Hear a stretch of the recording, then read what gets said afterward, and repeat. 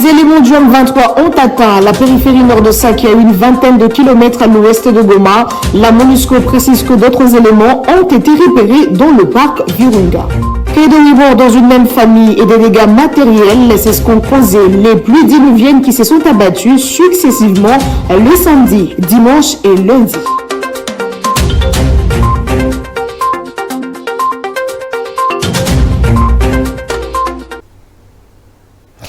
Grande édition du journal télévisé. Madame, Monsieur, bonsoir et bienvenue à tous à la une de l'actualité. La rébellion du M23 a atteint la périphérie nord de Sake à une vingtaine de kilomètres à l'ouest de Goma, précise la mission onusienne qui ajoute que d'autres éléments ont été repérés dans le parc national des Virunga et menacent de couper la route Goma-Sake selon l'agence France Presse. En mission de sensibilisation en Ituri, le général-major Cheche Justine a appelé les jeunes filles diplômées de Bunia à intégrer les forces armées, cela en vue de la sécurisation du territoire national. C'était le week-end dernier. On en parle avec Affarmi Vita. Le taux des femmes enrôlées au sein des forces armées de la République démocratique du Congo est faible par rapport aux hommes. Pourtant, elles peuvent aussi contribuer à la sécurisation du pays. Pour élever ce défi, une délégation de l'état-major général, conduite par le général-major Justine, est en mission de service à Bunia. Question de réveiller le patriotisme de jeunes dames diplômées. Si nous sensibilisons, c'est pour que nous ayons un peu plus de filles à chaque recrutement. Parce que nous avons constaté qu'au recrutement, il n'y a pas assez de filles, il y a plus de garçons que de filles qui viennent.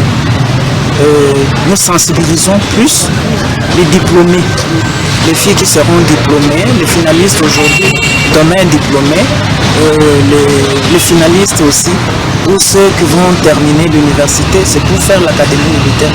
Nous voulons qu'on ait un peu plus de cadres féminins pour que dans l'avenir, l'encadrement des militaires soit entre les mains. Après échange avec différentes couches, notamment les femmes militaires de la 32e région militaire, les jeunes finalistes et pré-finalistes de différentes écoles, ce message a trouvé un écho favorable auprès des interlocuteurs. Signalons que c'est ce lundi 8 avril qu'a pris fin la dite campagne.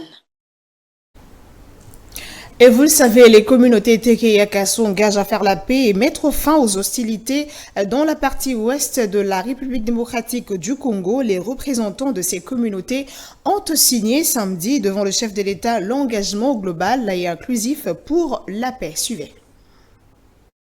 À la Cité de l'Union africaine, les représentants des communautés Tekeyaka réunis autour du président Félix Tshisekedi ont signé un acte d'engagement global et inclusif pour la paix et la stabilité dans les provinces de Mai-Ndombe, Kwilu, Kwango, Kinshasa et Congo central. Cet événement est le résultat des consultations qu'avait organisées le vice-premier ministre de l'Intérieur Peter Kazadi pendant 3 jours pour mettre fin à ce conflit de droits fonciers qui avait instauré un climat de terreur dans la partie ouest de la RDC, précisément dans le territoire de Kwamount depuis 2022. Les deux parties ont donc pris l'engagement formel de cesser avec les hostilités et de recherche une solution pacifique à la crise. Elles ont promis de privilégier le dialogue, la médiation et l'arbitrage selon les coutumes locales comme moyen de prévention et de résolution des conflits. En vue d'une paix durable, les représentants des Teke et de Yaka ont levé l'option de veiller à la cohésion, à la solidarité et à la justice sociale dans leurs entités respectives. Le VPM de l'Intérieur, Peter Kazadi, a fait savoir qu'il a remis au chef de l'État le rapport de la mission, celle de mettre fin à ces hostilités. Il a souligné par ailleurs que cet acte d'engagement est élaboré grâce au cahier de charges remis par les deux communautés autrefois en conflit. Et on reste dans ce même chapitre pour parler de 5 morts dans une attaque des miliciens Mobondo à Kwamouth. Cela malgré l'accord de paix signé en présence du chef de l'État les samedis à la Cité de l'Union africaine. L'attaque a eu lieu dans la nuit de samedi à dimanche. Regardez. La milice Mobondo reste active à Kwamouth. 5 personnes ont perdu la vie, tuées au village Ngaou, situé à une dizaine de kilomètres de Kintélé sur la route nationale 17. Il s'agit des 3 mineurs et 2 adultes dont les corps ont été ramenés dans un village voisin, rapporte le chef coutumier du village Kimomo, Stani Libi, qui regrette que cette nouvelle incursion soit survenue le jour même de la signature d'actes d'engagement par les autorités traditionnelles de 2 tribus pour la cessation des hostilités et le retour de la paix. Il a dit, je cite, « Cela représente quel genre d'enterrement de la hache de guerre alors que la situation n'est pas encore maîtrisée. Ces assaillants continuent de tuer même des militaires. » Au lieu de prendre des mesures régaliennes, le chef de l'État opte pour la négociation. Malgré tout, les incidents continuent. Fin de citation. Pour rappel, samedi à la Cité de l'Union africaine, le président Félix Tshisekedi a procédé à la réconciliation des communautés Tekeyaka qui étaient en conflit depuis 2022. Les 2 parties ont signé un acte d'engagement global et inclusif pour la paix et la stabilité. Les 2 parties ont décidé devant le chef de l'État de mettre fin aux hostilités. Autre titre, après la pluie vient le beau temps, dit-on, mais à Kinshasa, c'est le drame qui survient. La pluie qui s'est abattue la nuit de samedi à dimanche et celle de la nuit de dimanche à lundi ont laissé les traces dans la capitale congolaise. On parle là de 8 morts dans une même famille en Ngaliema. On en parle avec Rachel Dassaliwala. Le passage de la dame pluie à Kinshasa a fait des dégâts dans la capitale. D'abord, 8 personnes membres d'une même famille sont mortes après l'écroulement d'un mur mitoyen au quartier cité des anciens combattants dans la commune d'Ngaliema lors de la pluie qui s'est abattue dans la nuit de samedi à dimanche. Beaucoup des grands acteurs de la ville ont été inondés, à l'instar du boulevard Triomphal à proximité du Palais du Peuple d'un côté et de l'autre les routes principales qui relient les communes de Lingwala, Barumbu et Kinshasa comme Kabambare et Kabinda sont impraticables après chaque pluie diluvienne. À Kingabwa, depuis 2 jours, la circulation est paralysée. Quand il pleut à Kinshasa, il y a un dégoût profond des vivres et surtout la peur des scandales pour certaines familles qui se retrouvent sans abri. Le prochain gouverneur à la tête de la ville de Kinshasa est appelé à prendre à bras le corps cette situation qui dérange la population quinoise.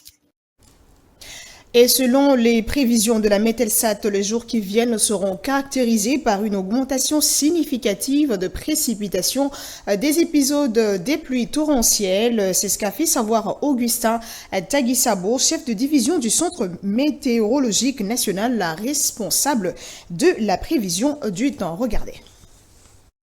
Il faut s'attendre aux pluies torrentielles durant les mois d'avril, des pluies au-delà de la normale. C'est ce qu'a dit Augustin Tagisabo, chef des divisions du Centre météorologique national, responsable de la prévision du temps. Au mois d'avril, nous devons nous préparer aussi pour accueillir Madame la pluie parce que c'est la saison de pluie et nous devons nous préparer. Et nous disons que nous risquons d'avoir une marge un glissement jusqu'au mois de mai à cause de cette léthargie qui a causé au début du mois de mars et la température. Comme l'atmosphère a emmagasiné beaucoup de températures, ça risque de donner de fortes pluies au mois d'avril. C'est pourquoi nous devons nous emprunter, préparer nos routes, préparer nos caniveaux, préparer nos maisons pour accueillir Madame la pluie, car il va commencer à tomber avec des coups de tonnerre, avec des grandes masses d'eau, donc ça risque de faire les débordements. La population et le gouvernement doivent prendre des précautions pour éviter toute surprise désagréable. De l'autre côté, on parle de 24 disparus et plusieurs marchandises noyées. C'est le bilan provisoire du naufrage du bateau Maman Benita survenu la nuit de samedi à dimanche sur le lac Tanganyika. D'après le commissaire lacustre qui livre l'information, il s'agit d'un vent violent accompagné de pluie qui a été à la base de ce naufrage. Suivez. Le bateau MV Maman Benita était en provenance de Kigoma en Tanzanie et se rendait à Kalemi avant d'être confronté à un vent violent accompagné de pluie et connaître le naufrage. Il y avait des marchandises, il y avait 4 véhicules, mais le bateau était trop surchargé. Nous avions tenu une réunion de conseil de sécurité locale, nous avons demandé c'était 26 personnes. Le bateau était surchargé de plusieurs marchandises, rapporte l'administrateur du territoire. Arrivé en pleine navigation, il a rencontré un vent violent accompagné de pluie dans les eaux de Kabimba. Il est noyé. La liste à notre possession est de 26 personnes. Parmi les victimes, l'on peut citer 7 femmes, 4 Chinois, 1 Kenyan et 4 Tanzaniens. Une équipe de secours a pu sauver la vie de 2 personnes, dont un Chinois. Pour l'instant, les recherches se poursuivent en vue de retrouver les corps des victimes. Toutefois, une délégation conduite par le ministre provincial de l'Intérieur du Tanganyika est descendue sur le lieu du drame pour lancer les opérations de recherche. Et on parle justice à présent. 3 juges de la Cour constitutionnelle de la République démocratique du Congo sont sur le point de quitter leurs fonctions, conformément au cycle de renouvellement encadré par la règle constitutionnelle et instituée en vue de l'intégrité de l'institution. Les détails avec Rachel Iwala. Initialement installé le 4 avril 2015, le 9 juges avaient prêté serment devant les présidents de la République, entamant ainsi un mandat de 9 ans non renouvelable, tel que dispose l'article 6 alinéa 1er de la loi portant organisation et fonctionnement de la Cour constitutionnelle. Exceptionnellement, pour la première composition de la Cour, les durées de mandat avaient été différenciées, 3, 6 et 9 ans à travers un processus de tirage au sort, afin d'éviter une vacance complète à la Cour et de préserver la continuité de la jurisprudence. Ce système avait été conçu pour assurer une transition fluide entre les juges et éviter une rupture dans le raisonnement juridique de l'institution. Les juges Jean-Paul Mavungu-Mfumbidi Ngoma, Corneille Wasendansongo et les juges remplaçants qui avaient pris la suite du mandat de Noël Kilombango-Zimala sont les membres concernés par ce renouvellement. Cependant, une incertitude demeure quant à la sous-section exacte, particulièrement entre Dieudonné Kamuleta Badibanga, actuel président de la Cour constitutionnelle, et Alphonsine Kaloumi Asengo. Concernant le remplacement de Kilombango-Zimala, selon le communiqué de CRRDA, cette transition survient dans un contexte particulier où le Parlement, l'un des 3 organes de désignation, est dans l'incapacité de se réunir en congrès, soulevant des questions sur la continuité du service public et la procédure des nominations de nouveaux juges. La situation appelle à une clarification rapide pour maintenir la stabilité et l'efficacité de la Cour constitutionnelle, pilier essentiel de la démocratie et de l'état de droit en République démocratique du Congo. On va prendre cette note triste. Lucy Kunda n'est plus. La célèbre artiste congolaise de la musique gospel et l'une des têtes d'affiche du groupe Les Kunda Sisters a rendu l'âme dans la nuit du dimanche. Les circonstances de sa mort ne sont pas encore élucidées, quoique certaines sources rapportent qu'elle serait morte des suites d'une longue maladie. On fait le point avec Ida Maloba. Merci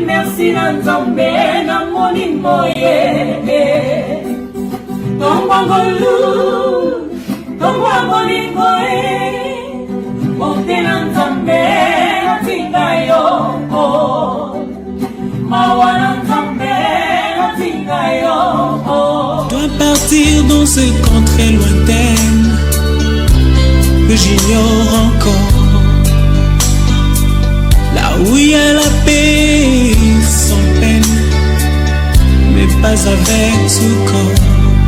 Le monde de la musique gospel vient encore d'être frappé par un décès. C'est sur une note triste que plusieurs fans se sont réveillés ce lundi matin en apprenant la nouvelle de la disparition dans la nuit du dimanche de Lucy Kunda Mwana, membre éminente du groupe musical gospel dénommé les Kunda Sisters.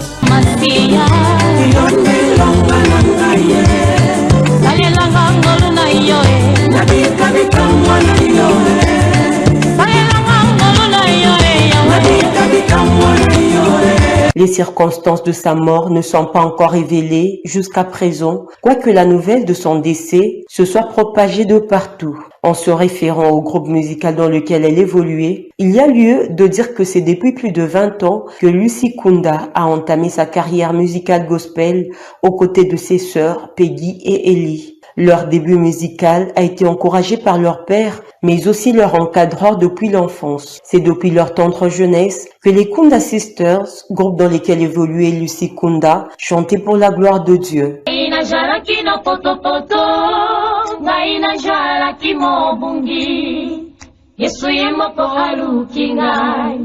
lobiko nange jali na Yesu ae ae lobiko na biso ejali kati na Yesu soki tomipesi na ye tokomona nkembo na Masiya. Ensuite, les Kunda Sisters ont entamé leur carrière musicale professionnelle. Il faudra témoigner que la sœur Lucie Kunda a émerveillé les amoureux de la musique chrétienne avec les chansons telles que Masiya Elongananga, Jésus mon sauveur reviendra et tant d'autres. L'artiste ne meurt jamais, dit-on, que l'âme de l'illustre disparu repose en paix et que ses œuvres laissées continuent à affermir les chrétiens. Okitisa magona se papa ekoma na tsunga makunda okitisa la biso Yesu Kristo goluna nzambe zosira bonge na bilanga ye.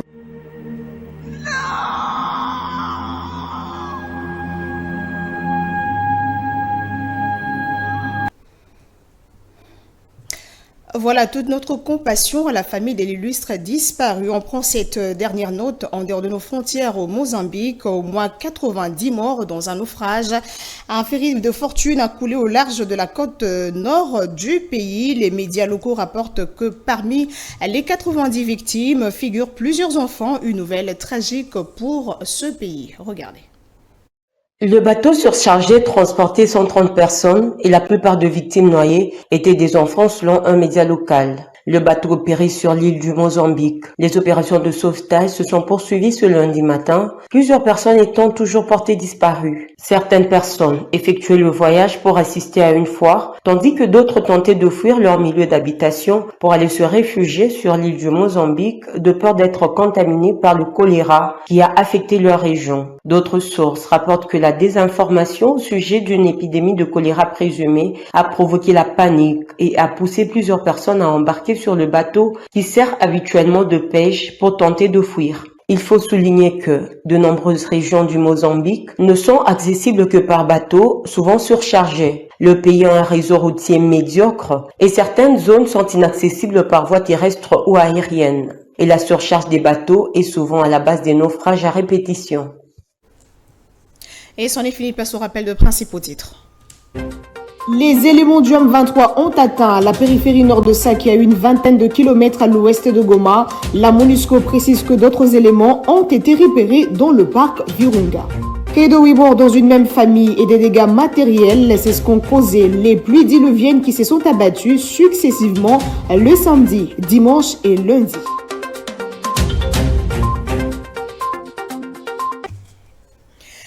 C'était là l'essentiel de l'actualité. Madame, Messieurs, merci de votre attention soutenue.